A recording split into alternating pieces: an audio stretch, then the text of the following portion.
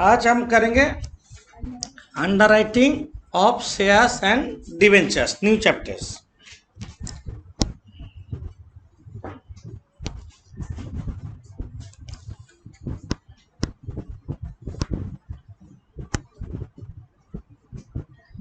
लिखो,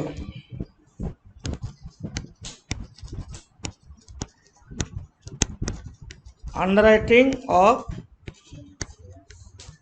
shares and debentures.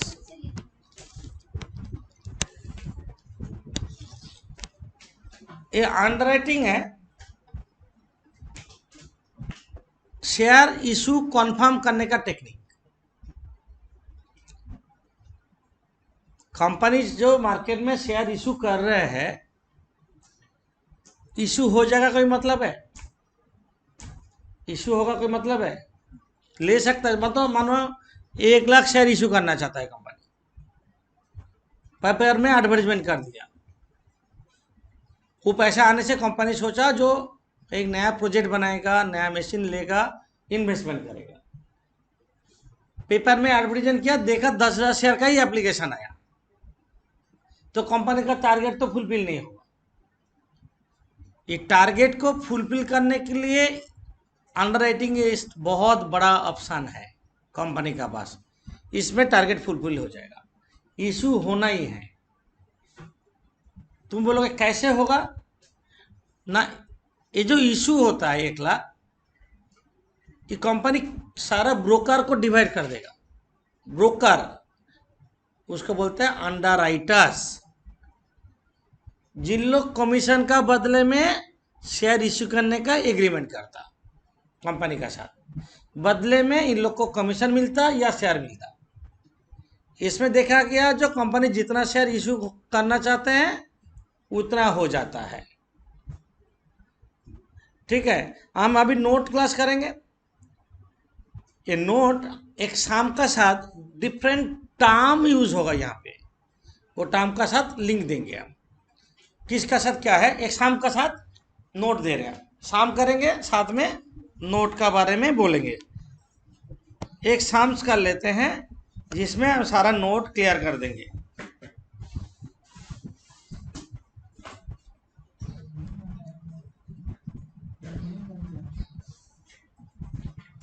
तुम लोग शाम थोड़ा ध्यान से देखोगे, क्लियर हो जाएगा, कोई गलती नहीं होगा।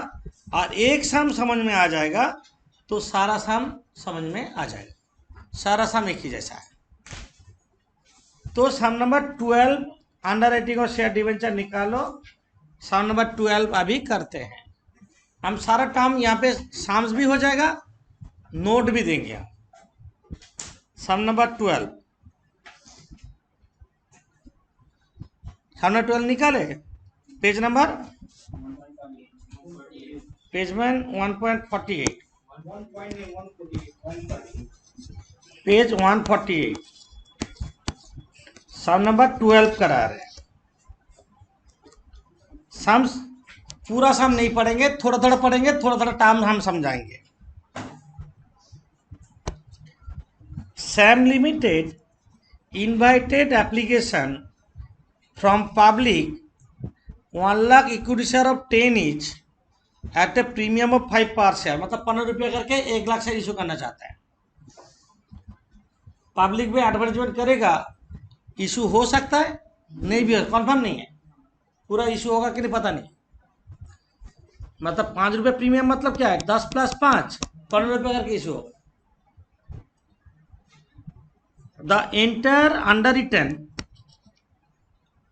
Enter issue was underwritten by underwriters ABCD इतना इतना इतना % रेस्पेक्टिवली।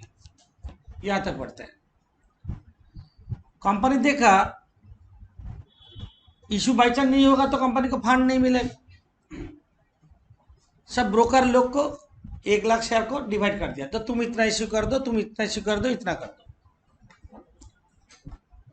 कर देने से उन लोग को क्या मिलेगा? कमीशन मिलेगा, परमिटेड बाई लॉ। जितना कमीशन है उतना दिया जाएगा।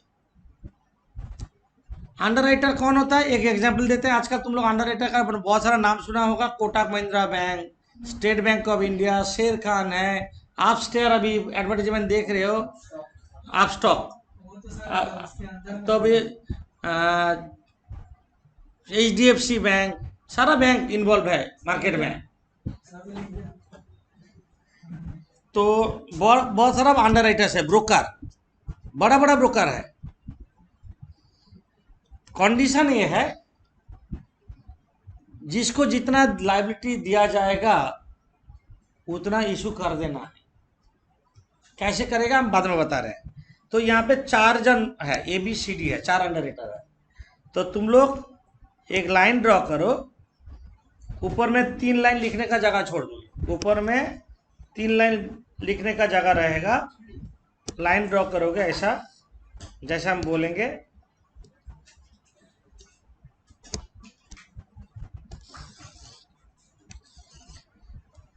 चार जन अंडर राइटर है तो 4 कलम तो होगा, साथ में एक टोटल कलम होगा,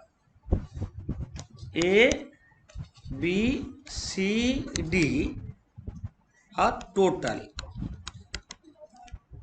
ऐसे कलम करेंगे।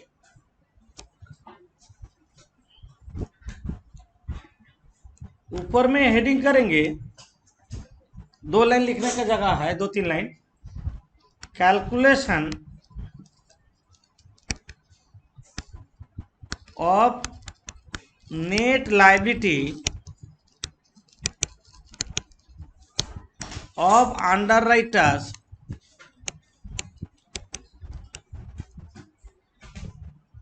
Calculation net liability under writers, उसके नीचे हम कुछ नहीं लिख रहे हैं, बाद में लिखेंगे। हम काम सिखाएंगे तब लिखेंगे।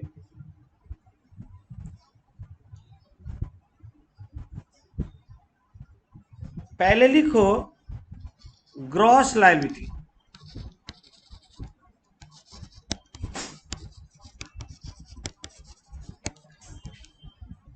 ग्रॉस लायबिलिटी का मतलब है जिसको जितना इशू करने का लायबिलिटी दिया गया है।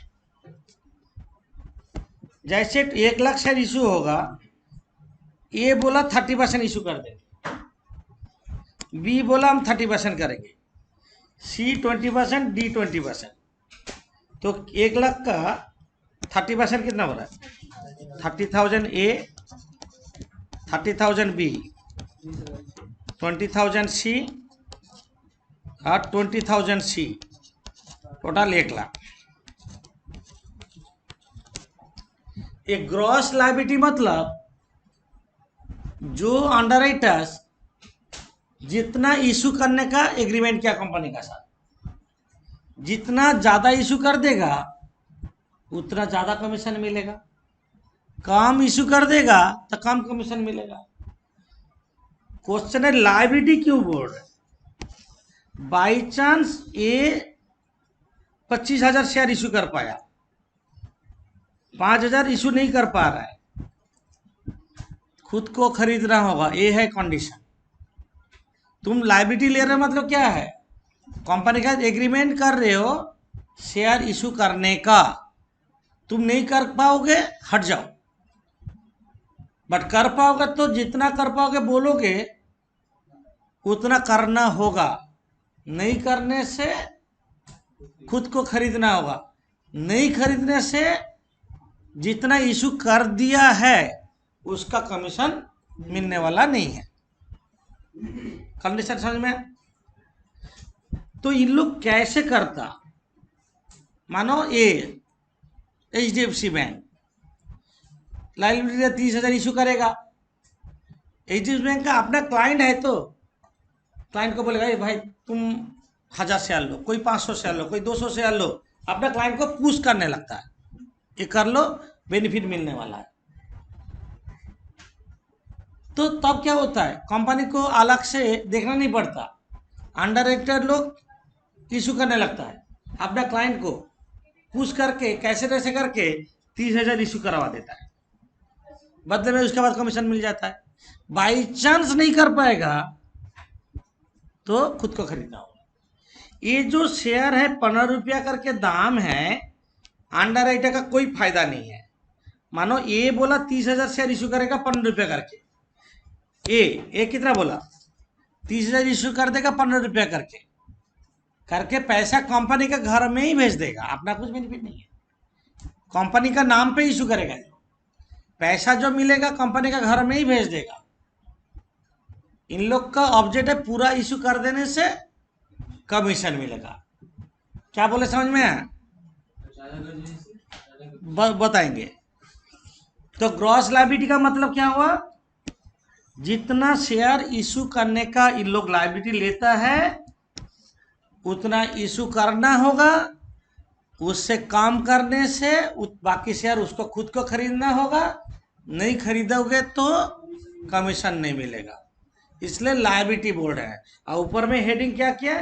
Net liability of under writers, मतलब कितना शेयर उन लोग को लेना होगा निकाल रहे हैं, नहीं लेने से कंपनी कमीशन नहीं देगा।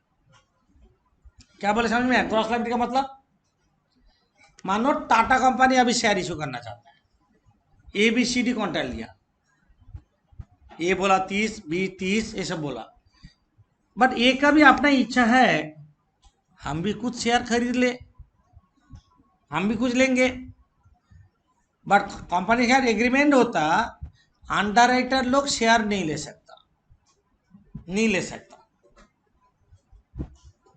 पब्लिक में इशू करना होगा। तो इसका मतलब ये जो बोल रहा है हम कुछ शेयर खरीदना चाहते हैं, तो एक का तो ऑप्शन फुलफिल नहीं होगा। टाटा कंपनी का शेयर निकला, ठीक है, अंडर बोला हम भी कुछ रख ले, तो कंपनी को पहले इन लोग को बोलना होगा जे हम भी कुछ शेयर खरीदना चाहते हैं, हम खुद ले लेते हैं कुछ, बाकी जो बचेगा हम पब्लिक में इशू करेंगे। कंपनी से परमिशन लिया, कंपनी बोला वो ओके उतना शेयर तुम्हारा नाम पे, तुम उसका पैसा भेज दो। क्या बोले समझ में? तो उसको बोलते हैं firm underwriting. Firm underwriting का मतलब क्या है? जो फार्म, एक फार्म है, बी एक फार्म है, इन लोग अपना पैसा अप्लाई करके जितना शेयर खुद लेगा, इंटेंशन जागा तो कंपनी को बोलता है जो हम इतना शेयर खरीदना चाहते हैं, पहले से ही कंपनी को बोल देता है। जो फार्म बोलता है वो जितना शेयर लेगा उसको क्या बोलते हैं?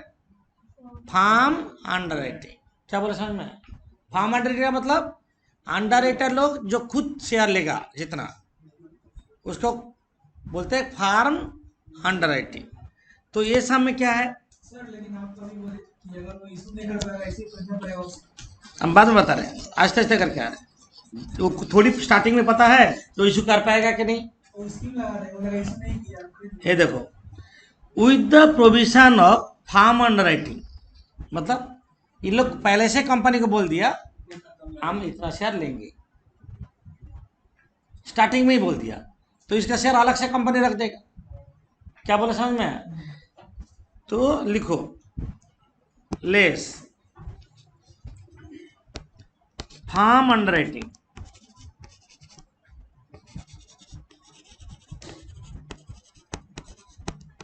कितना फार्म अंडर राइटिंग बोलो? ए का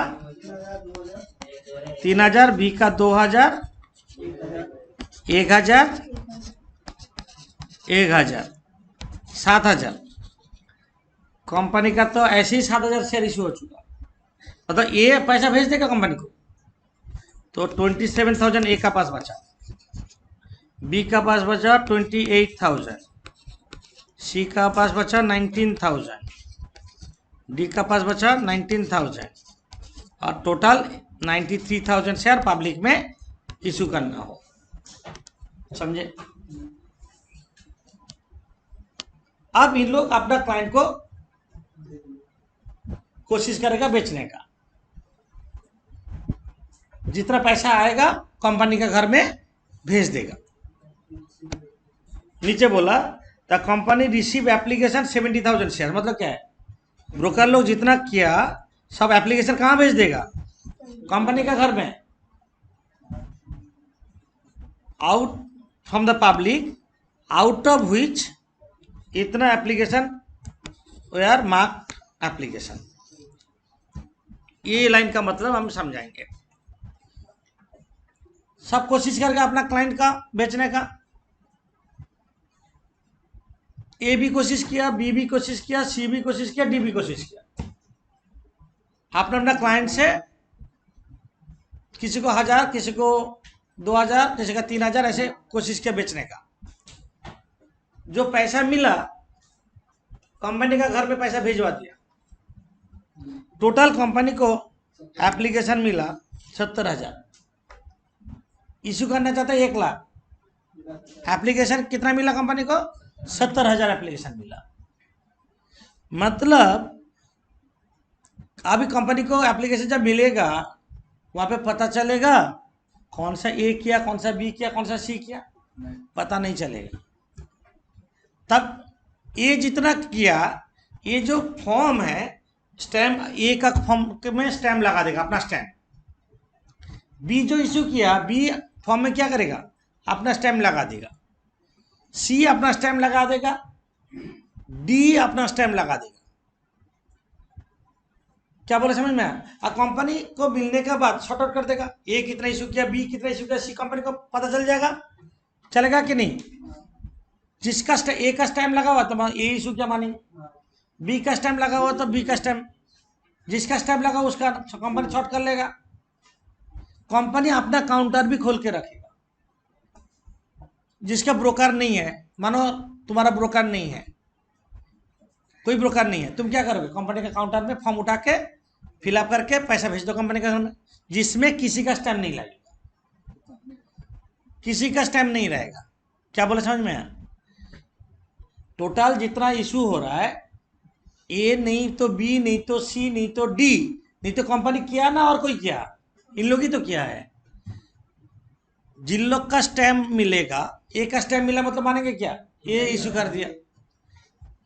तो टोटल एप्लीकेशन है 70,000, इसमें से 19,000, 10,000, 21,000, 8,000 they are marked in favour of A B C D. Mark means A का मार्क क्या हुआ है, बी का मार्क क्या है, सी का स्टैम्प लगा हुआ है, डी का स्टैम्प लगा हुआ है। किसका कितना स्टैम्प लगा हुआ है मतलब मानेंगे क्या? ए का स्टैम्प लगा हुआ तो ए किया है, तो ए कितना किया? 19,000। लिखो, यहां पे लिखो less marked application, marked application. A का नाम पे कितना मार्क है, बी का नाम पे कितना है, सी का नाम पे, डी का नाम पे। टोटल कर दो तो टोटल में कितना हो रहा है? टोटल 58,000। मतलब इन लोग इतना शेयर इशू कर दिया। अब माइनस करते हैं, कितना हो रहा है? 8,000, 18,000, 2,000 ब्रैकेट। ये ज्यादा इशू कर दिया, जितना बोला था उससे ज्यादा इशू कर दिया, उसका क्लाइंट ज्यादा है। इसका कितना है? 11,000 और 35,000। इधर से भी करो, इधर से करो, टोटल मैच कर जाएगा 35,000 जोड़ने से ऑलवेज। क्या बोले समझ में आया? 35,000 ए तीनों जोड़ो, 2,000 माइनस कर दो ना, 35,000 होना चाहिए। समझे? कंपनी को एप्लीकेशन मिला 70,000, जिसमें मार्क क्या हुआ है, स्टैम्प लगा हुआ है 58,000। कितना का स्टैम्प नहीं है? 12,000। वो किसका काउंटर से गया? कंपनी का काउंटर से गया। इसका क्रेडिट भी इन लोग को मिलेगा, क्योंकि इन लोग चारों मिलके तो टोटल 1 लाख इशू करेगा ना। कंपनी का काउंटर से जो इशू होगा उसका क्रेडिट भी कंपनी इन लोग को दे देगा, डिवाइड कर देगा। लिखो less unmarked application,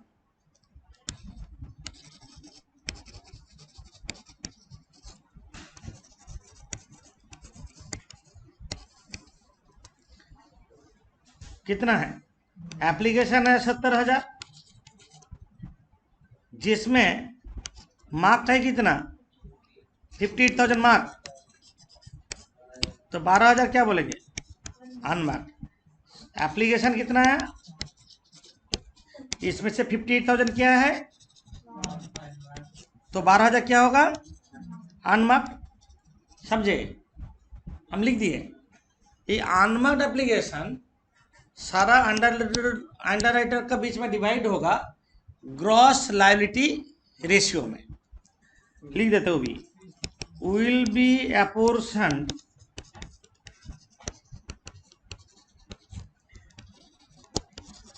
in the ratio of gross liability, that is gross liability ratio क्या था, 3:2:1 2:2। तो 12,000 को इसी रेशियो में डिवाइड कर दो। 12,000 को 3600, 3,600,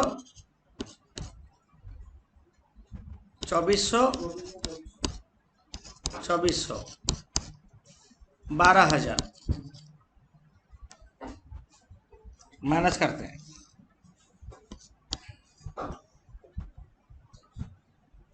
4,400, 14,400, 4,400 ब्रैकेट 8,600, 23,000।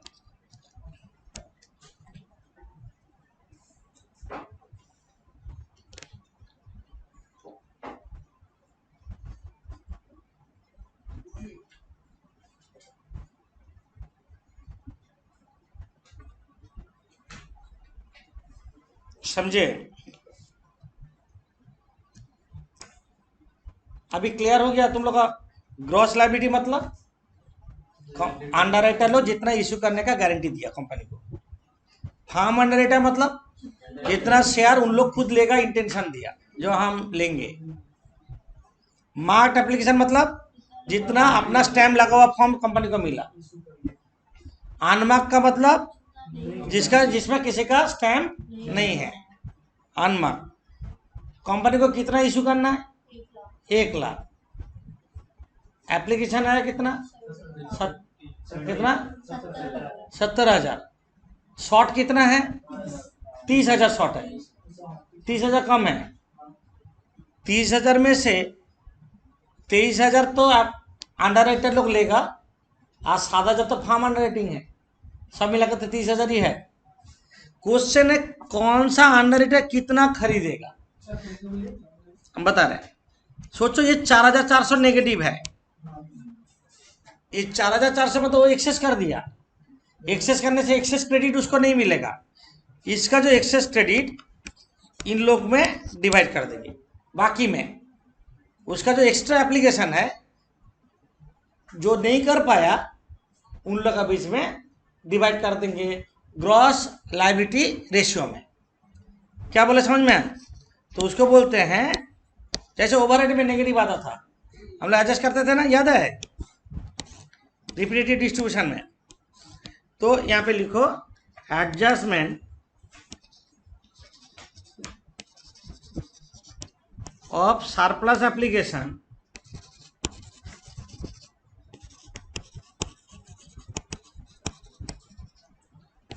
इन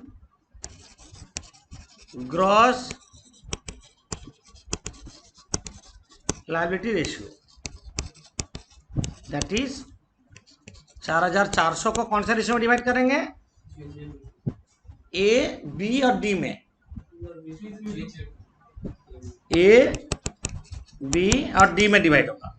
3:3:2 में करो, हैं 550, 550, गलत कर रहे हो। 4,400 को 5,500, 550, 1650,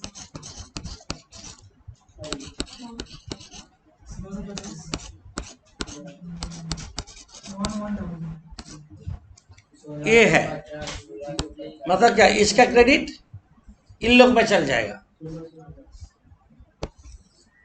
माइनस करो।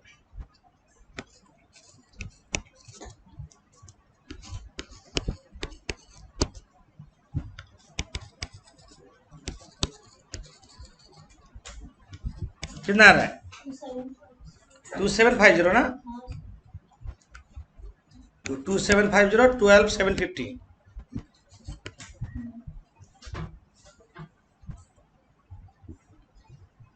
सब जोड़ के 23,000 होना चाहिए, समझे? जोड़ के 23,000 हो रहा है। मतलब क्या हुआ, सी क्या किया, वो पूरा इशू कर दिया। इसका मतलब है इतना शेयर इन लोगों को खरीदना होगा, नहीं तो कमीशन नहीं मिलेगा। क्या बोले, समझ में आया? एक को 2,750 शेयर खरीदना होगा। वो गारंटी लिया था कितना, एक का 30,000 इशू करने का, 2,750 शेयर इशू नहीं कर पा रहा है, तो 2,750 शेयर क्या खुद को खरीदना होगा। अंडर तो खुद खरीद लेता है, क्यों बोलो तो, अभी खरीद लिया, कमीशन मिल गया, कमीशन मिलने के बाद अभी बेच देगा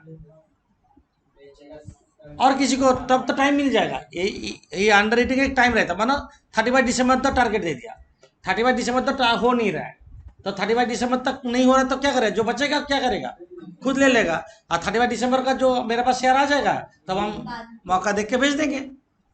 क्या बोले, समझ में? इतना ये लाइन का मतलब क्या है, ये लाइन का मतलब क्या है, इतना इतना शेयर इन लोगों को खरीदना होगा, इतना शेयर तो खरीदना होगा, प्लस जो पहले ही बोला था एट फार्म अंडर राइटिंग, जो ऊपर में माइनस किए थे, फार्म अंडर राइटिंग कितना बोला था, ये बोला था 3,000 लेगा, 3,000, 2,000, 1,000 और टोटल 7,000, 3,000, 2,000, 1,000, 1,000, अच्छा जोड़ देते हैं, 5,550, 5,750, 14,750, 1,000, 8,500, 30,000। मतलब कौन कितना शेयर खरीदेगा। देखो हम लोग का एप्लीकेशन कितना आया था, कितना शॉर्ट था, 1 लाख इशू करना चाहते हैं, एप्लीकेशन कितना आया था, 70,000, कितना शॉर्टेज था, 30,000, 30,000 शेयर कौन कितना लेगा वो यहाँ पे क्लियर कर दिया कंपनी। कंपनी बोला जो तुम लोग को इतना शेयर लेना होगा, इसलिए इसको बोलते हैं net liability of underwriters, net liability of underwriters. क्या बोले, समझ में आया? नेट लायबिलिटी ऑफ अंडरराइटर्स, समझ में आया? नेट लायबिलिटी की बोले इतना लेना होगा, नहीं लेने से कमीशन नहीं मिलेगा। ये गारंटी दिया था जो हम 30,000 इशू करेंगे, इशू कर दिया, इतना शेयर खुद को भी लेना होगा, नहीं लेने से कमीशन नहीं मिलेगा। अभी सारा टाइम याद समझ में आ गया। ग्रॉस लायबिलिटी, इसके बाद भी नेगेटिव आता तो सोचो, ये माइनस करने के बाद भी नेगेटिव आ गया, लेकिन और एक स्टेप होगा, रिमेनिंग में डिवाइड कर देंगे। क्या बोले, समझ में आया? एक बार नेगेटिव आ गया, जैसे इसका नेगेटिव आया था, हम बाकी में डिवाइड कर दिए, तो सोचो ये डिवाइड करने के बाद मानो एक का एक नेगेटिव आ गया, तो उसका बाकी दोनों में डिवाइड कर देंगे, जब तक पॉजिटिव नहीं आ रहा है तब तक हम लोग डिवाइड करेंगे। क्या बोले, समझ? दोनों जोड़ के बाकी में दोनों में डिवाइड डाल देंगे एक साथ। वो दो जो इसका नेगेटिव है मतलब क्या है, वो एक्सेस कर दिया, उसका क्रेडिट बाकी लोग को दिया जाएगा। आप लिखो अंडरराइटिंग कमीशन,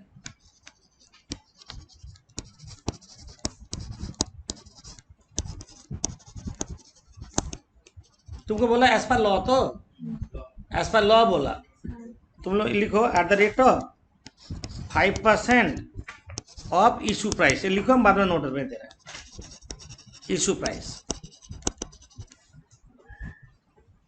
ये रूल है। मतलब ये कितना गारंटी लिया इशू करने का, क्रॉस लायबिलिटी का पर कैलकुलेट होगा, इंटू 15 रुपये एक शेयर का दाम है, इंटू 5%, समझे? एक शेयर का दाम 15 रुपया है, 30 शेयर का गारंटी लिया, इंटू 5% कमीशन उसको मिला, कितना हो रहा है, 22,500 ना क्या?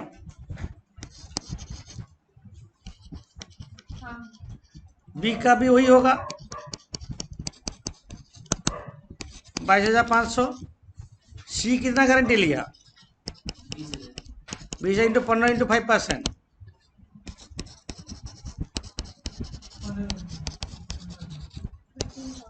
सी भी 20,000 का होगा, समझे?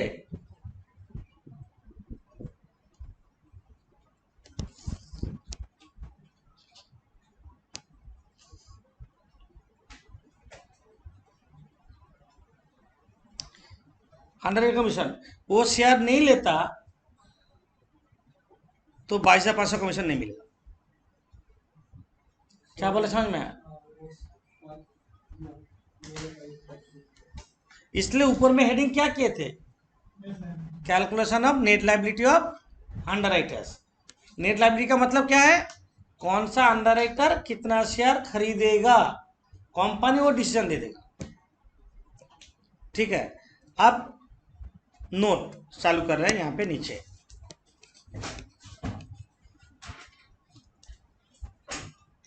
नोट नंबर 1 लिखो, there are 2 methods of calculating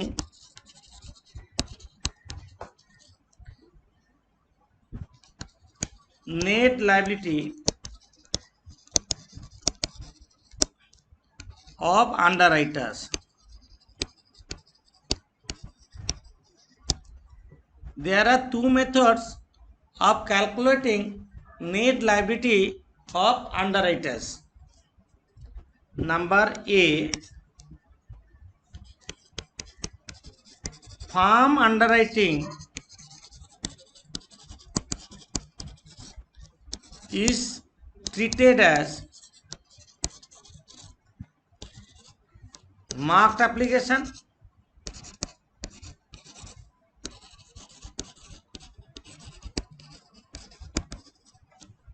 farm underwriting treated as marked application, इसको ऑल्टरनेट मीनिंग बोलते हैं बेनिफिट्स आर गिवन। अब बी में लिखो, फार्म अंडरराइटिंग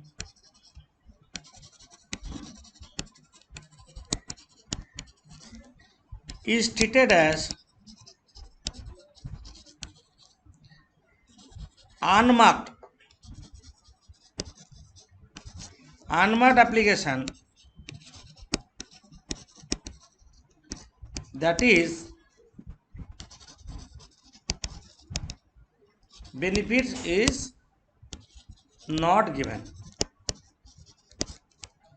दो मेथड है, firm underwriting treated as marked और firm underwriting treated as unmarked. अभी तुम लोग का मन में क्वेश्चन अरेज हुआ, हम लोग जो साम्स किए हैं अभी वो कौन सा मेथड में किए? जब फार्म अंडरराइटिंग को हम यहाँ पे माइनस किए हैं, मतलब ए फार्म अंडरराइटिंग मार्क्ड क्यों? ए का फार्म अंडरराइटिंग ए से माइनस किए, बी का फार्म अंडरराइटिंग बी से माइनस किए, सी का फार्म अंडरराइटिंग सी से माइनस किए, मतलब firm underwriting as marked application. इसलिए ऊपर में नोट लिखे क्या, calculation net liability of underwriters, यहाँ पे लिख दो एज्यूमिंग फार्म अंडरराइटिंग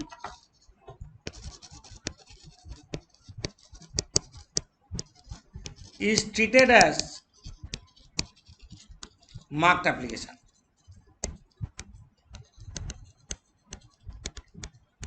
हम इसी मेथड में किए, firm underwriting as marked, assuming firm underwriting treated as marked application. कैसे पता चलेगा? जिसका फार्म अंडरराइटिंग उससे माइनस किए, जिसका फार्म अंडरराइटिंग उससे माइनस जब करेंगे तब होगा firm underwriting treated as marked application. अभी तुम लोग का मन में क्वेश्चन है, अनमार्क्ड होता तो क्या करते? Farm underwriting unmarked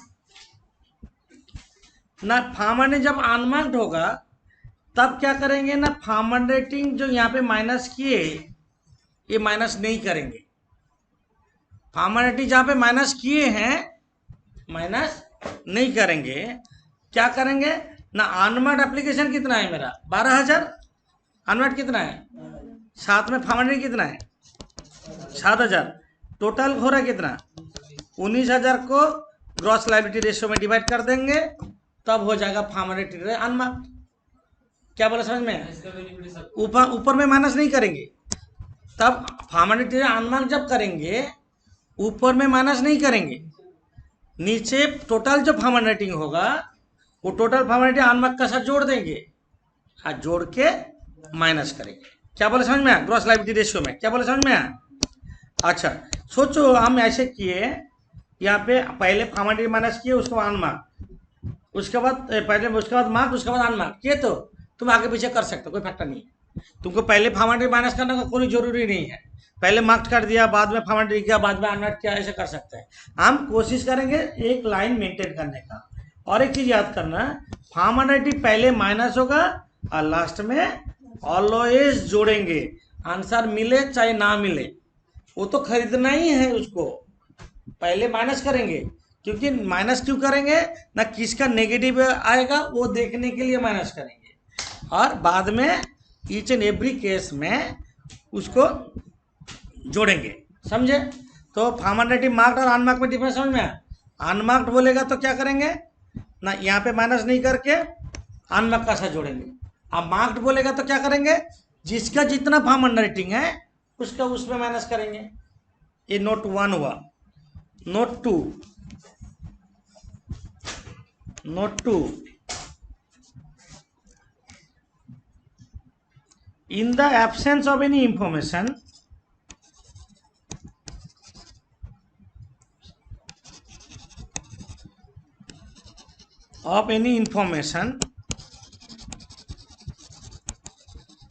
in the absence of any information,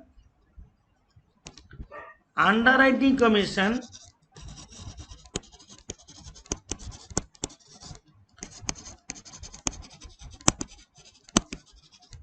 is payable at the rate of 5% of issue price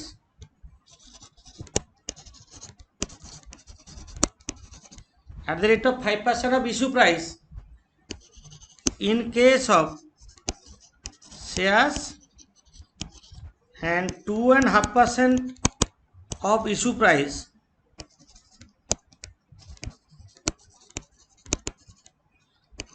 in case of debentures। क्या बोले समझ में आया।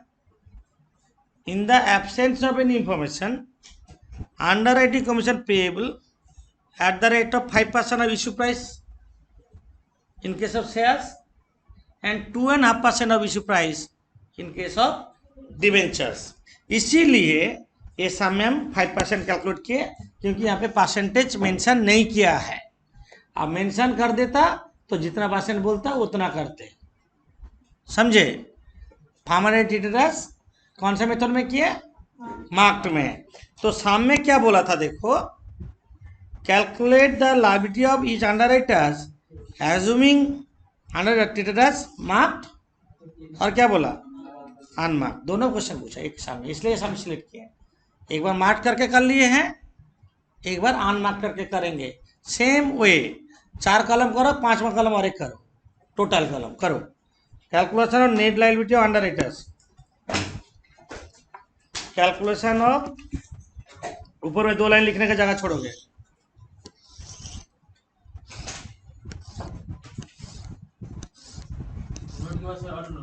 नहीं और कोई नहीं है। ABCD टोटल,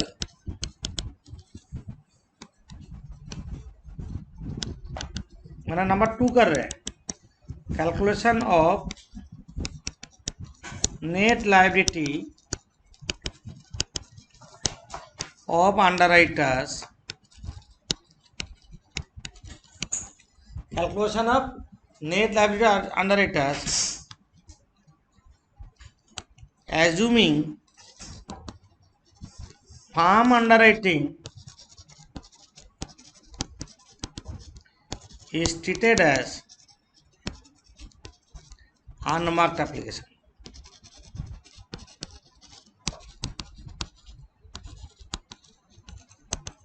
पहले क्या किए थे, फार्मर ट्रीटेड मार्क्ड और फार्मर treated unmarked. Calculation of net liability of underwriters assuming firm underwriting is treated as unmarked application. तुम लोग तो अभी सीख गए, करते जाओ। Calculation of net liability of underwriters assuming firm underwriting is treated as unmarked application. पहले हम लोग लिखेंगे ग्रॉस लायबिलिटी,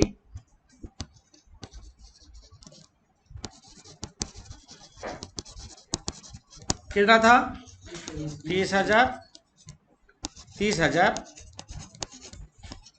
20,000, 20,000, 1,00,000। ऊपर वाला देख देख के करो। Gross liability, firm underwriting minus नहीं करेंगे, फार्म अंडरराइटिंग माइनस नहीं करेंगे। यहाँ पे पहले क्या माइनस करेंगे, marked application, less marked application.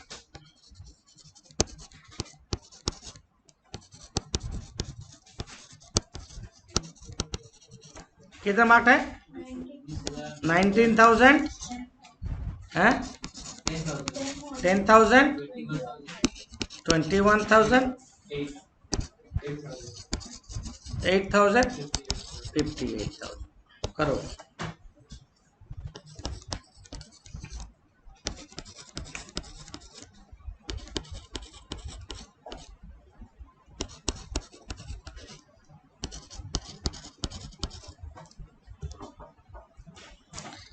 $11,000 है, बाद में बताएंगे। 11,000, 20,000, 21,000, 12,000 और 42,000। इसके बाद क्या करेंगे, अनमार्क्ड एप्लीकेशन माइनस करेंगे। लिखो लेस अनमार्क्ड एप्लीकेशन।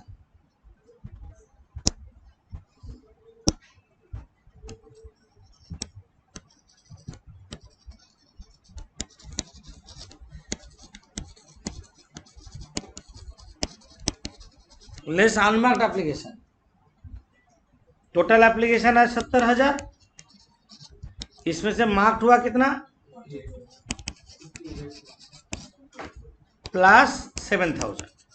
समझे, ये क्या है, फार्म अंडरराइटिंग है, एक क्या है मार्क्ड है। तो कितना हो रहा है, 19,000 will be apportioned in gross liability ratio। मतलब कितना आ रहा है, gross liability ratio 3:3:2:2। Gross liability ratio में डिवाइड करो 19,000 को 5,700, ओके, 3,800 और 3,800, 19,000।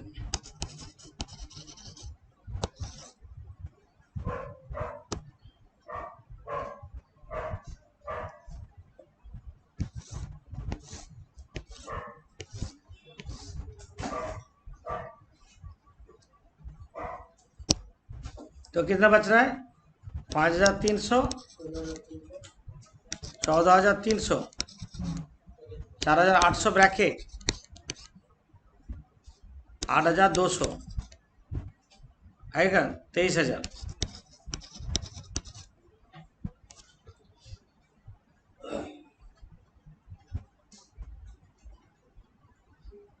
समझे, इसका क्या करें, एडजस्टमेंट और सरप्लस।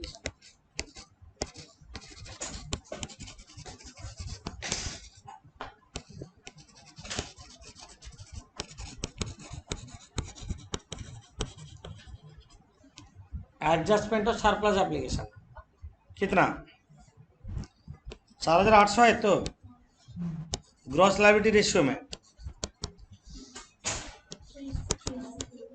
हाँ 4,800 को करो।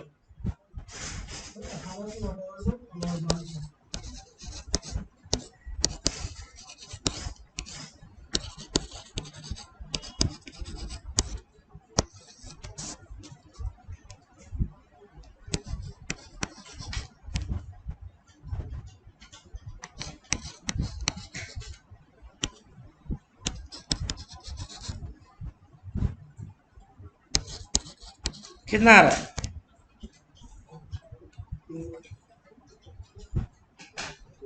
3,500, 12,500, 7,000 और 23,000। यहाँ पे भी नेगेटिव आता है, लेकिन आगे बढ़ते। Add firm under writing,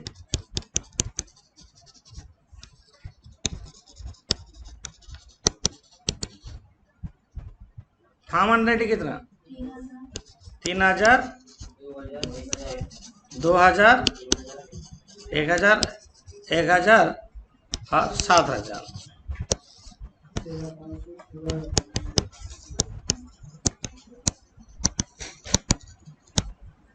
6,500, 14,500, 1,000, 8,000, 30,000। क्या बोलेंगे? Net liability of underwriters, net liability of underwriters. तो आंसर डिफरेंट हो गया, और कमीशन, अंडरराइटिंग कमीशन सेम होगा। ये तो ग्रॉस लायबिलिटी कवर होता है, अंडरराइटिंग कमीशन क्या होगा?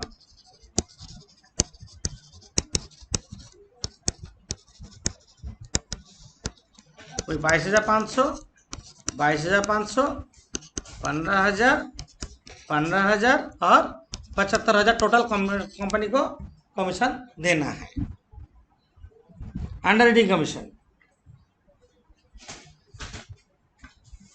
समझे? कोई सामने मानो फार्म राइटिंग नहीं है, बस जरूरी नहीं है जो फार्म राइटिंग रहेगा। कोई सामने जो पहला साम बोले इसमें फार्म राइटिंग पोर्शन नहीं है, नहीं तो नहीं, डैश डैश जरूरत नहीं है। हम मार्क्स से स्टार्ट करेंगे करना, जरूरी नहीं जो फार्म राइटिंग सब सामने रहेगा। जो सामने रहेगा वो देखना है, लास्ट में ऐड होगा, और उसमें भी लास्ट में ऐड नहीं होगा। जो समय फार्म राइटिंग नहीं है तो लास्ट में भी ऐड नहीं होगा, है ना? अच्छा, कोई कोई साम में एक हिडन क्लॉज रहता, वो है टोटल एप्लीकेशन में इंक्लूडिंग फार्म राइटिंग है ना एक्सक्लूडिंग फार्म राइटिंग है। एक क्लॉज रहता है, उसको संभाल के करना है। टोटल एप्लीकेशन में फार्म राइटिंग इंक्लूड है तो क्या करेंगे? फार्म राइटिंग को अलग कर देंगे, देख के करेंगे। ठीक है, मोरलेस नोट इतना ही है। यहाँ से हम लोग सीखे ग्रॉस लायबिलिटी किसको बोलते हैं, फार्म राइटिंग किसको बोलते हैं, मार्क्ड एप्लीकेशन किसको बोलते हैं, अनमार्क्ड एप्लीकेशन किसको बोलते हैं, कमीशन कैसे होगा, कितना मेथड से सारा चीज बोल दिया है। मोरलेस अंडरराइटिंग का जितना भी नोट है हम इसी साम में कवर कर दिए। जितना कुछ नोट हो सकता है साम कर, इतना इजी वे में, और कोई इजीएस्ट वे नहीं है, ये सबसे इजीएस्ट वे है सिखाने का। साम्स देख के टर्म समझाते जाओ, ईच एंड एवरी टर्म का मायने है, मतलब है, मतलब का हिसाब से हमको करना होगा। ठीक है।